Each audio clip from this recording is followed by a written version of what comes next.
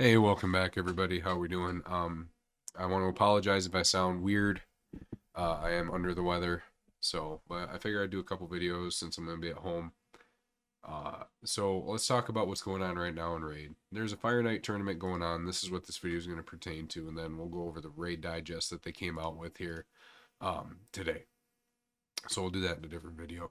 But in this one here, Fire Night tournament using only Epic champions. Now they're really pushing because they came out with Epic Empowerment, and they're kind of wanting to get everybody hyped up about it, and it's a good thing to have Epic Empowerment. It looks like a lot of people are either waiting till tomorrow, which is CVC, or they just don't want to participate in this right now.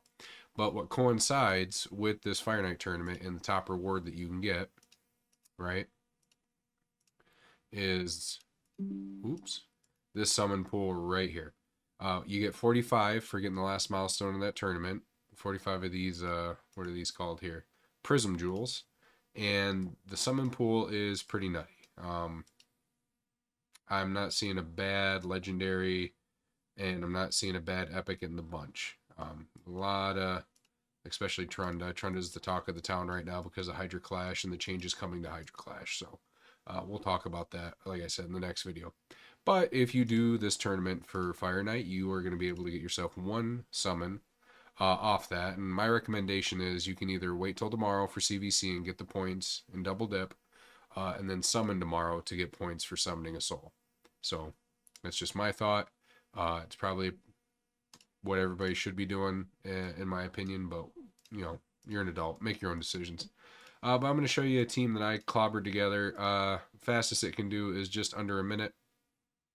And I know you're looking at this and going, wow, that's pretty stacked team. You're right, it's pretty good, pretty stacked team. Let's go over the presets first. I keep monkeying with the presets trying to get them to be better, but I just can't. Seer, she's not going to do A1 or A2 on the first wave. Second wave, it's whatever she wants to do. And then against the boss, you want her to open up with knockout, and then Karma Burn is going to be her first priority. Let's actually turn this off. We might actually speed our runs up by not doing Clan Banner. Morag, do whatever she wants. Turn off her raid captain on the second wave because she's going to use that on wave 3 against the boss because she gets to pull 2 allies with her to do an ally attack. And then Outrage does a lot of damage and puts strengthen on your team. And then her A1 is also a 2-hit, so it's pretty good. And we'll ignore shield buffs. Stag Knight's pretty amazing for this. You can use them. I'm going to show you this team, and then you can do a 25 team if you want. I'm doing stage 20 because it's easy on resources. And I'm not going to, I mean, you could probably theoretically do an all epic team for Hard Fire Night 10, but it probably won't be that fast. And you need specific epics to do it. But here we have, he's going to open with his A1 and not use it. He'll do whatever here on round 2, but then on round 3, you want him to open with Spot Quarry. It is a 2-hitter, okay, and it can place decreased speed with a 50% chance, okay?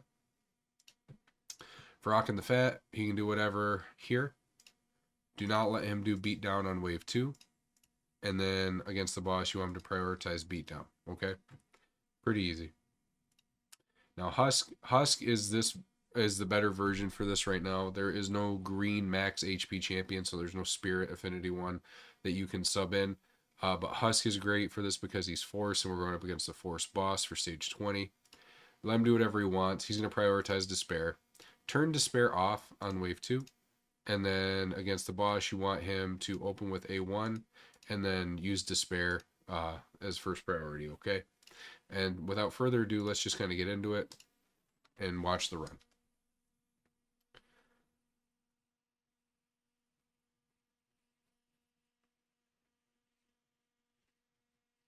Boom. And you just clean them up. Pretty easy. Stage 20 is nothing nowadays. Even to mid-game accounts, you shouldn't be sticking at stage 20 unless you absolutely have to. We'll do this. Decrease attack, decrease defense. And then, yep, you just let Seer do her thing. Here we are. And the shield is almost down. Down right there. He's going to get an extra turn. Of course, he uses Despair. You really want him to use Despair, not then. We did not land the decreased speed, but let me tell you, if you don't have decreased speed on your team, it is gonna make the run a lot slower, because the boss taking a turn is a real big bummer.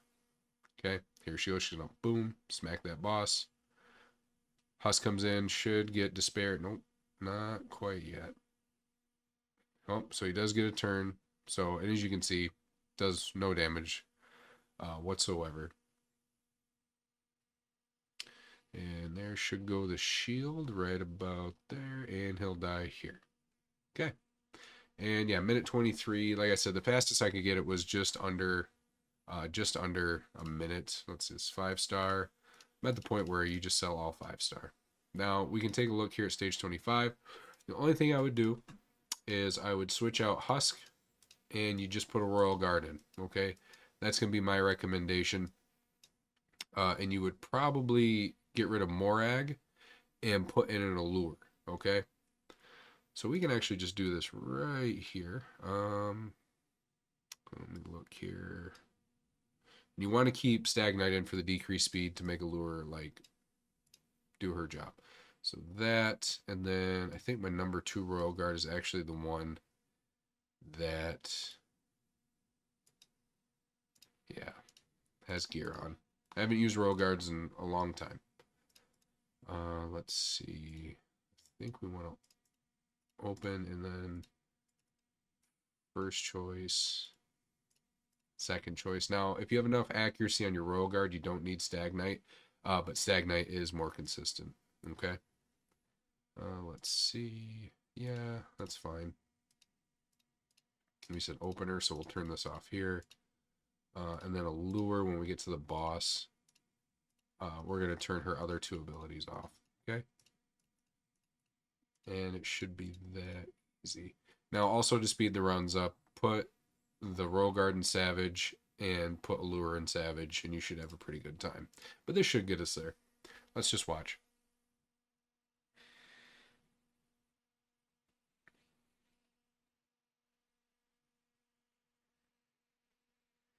Now, we might get screwed up here because we probably should be letting Seer do her thing. Yep. We might get goofed here. Oh, we're going to get provoked. Oh, we all resisted it. No, that didn't matter, I guess. We ended up hitting him anyways. Nice. Okay. So yeah, this is just going to take a little bit longer.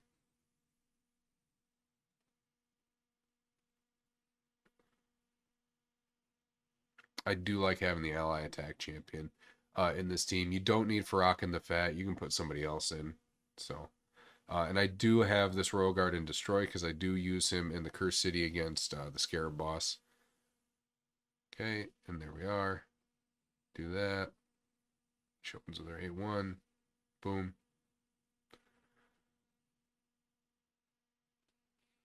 There we go.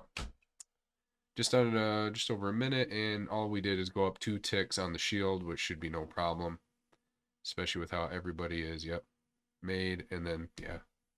The only time you should have a problem is during the waves. If you know, you might need to adjust the priority of stat usage on this. Stat usage, ability usage, sorry. And there we go. Boom. See, that Allure does quite a bit of damage. Also, if you have these champions and you haven't given them like a blessing or an awakening, for like Allure, obviously you need to put her in Phantom Touch. Same thing with Farrak and the Fat. I can't think of anything else Farrakhan's used for anymore except for, you know, maybe classic arena blender comps, but that's about it. Yep. So it looks like just under 2 minutes, or just over 2 minutes. Personally, you could just, you know, it looks like the energy ratio is going to be a little subpar for hitting that stage. So I'm going to stick with doing stage 20. Get rid of her, him, and then, yeah, we'll grab Morag, and who is the other one? Oh, Husk. Husk. Yeah, we can put that. You can even use a Magnar if you wanted. And where'd she go? I don't have her. I get more copies of her, I'm gonna be happy. She is pretty great. Opener. Don't use first priority. Okay. And then Husk. First priority. Opener. Don't use. Don't use. Okay. Oh, that doesn't matter. All right.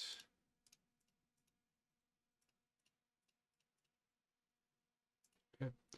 All right, and we'll just watch that one more time.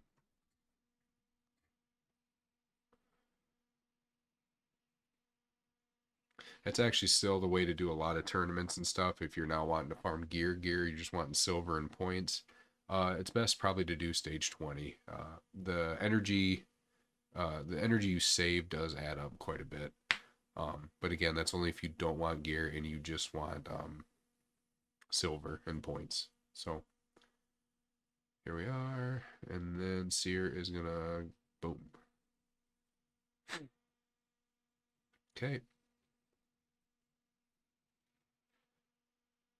So yeah, as soon as this finishes up, we'll close her down and get working on the next video.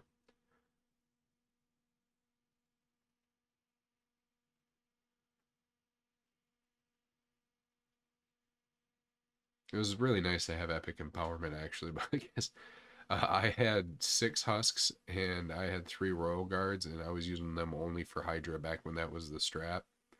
Um, but then you didn't need them anymore, especially if you got like a good champion like Acrizia and stuff. Oh, or you got multiple Ganoots, Trunda team, stuff like that. So I was like, well, all right. I know I've put resources into the husks, but I can actually make one really strong husk because you don't need them in other places. Yeah, look at that. 32 energy, and we got 2 rares, and they're both 5-star. One's 5-star, one's 6-star, and we're coming out with 37 points. So this is actually a bigger point, like spread for how much energy we're using. Now I know this is just one sample size, so don't crucify me on this, but ooh, shield, shield, shield. I'm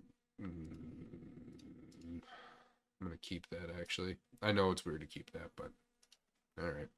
But that's gonna be it for this video, guys. Thank you for tuning in, and I'll catch you guys in the next one. See ya.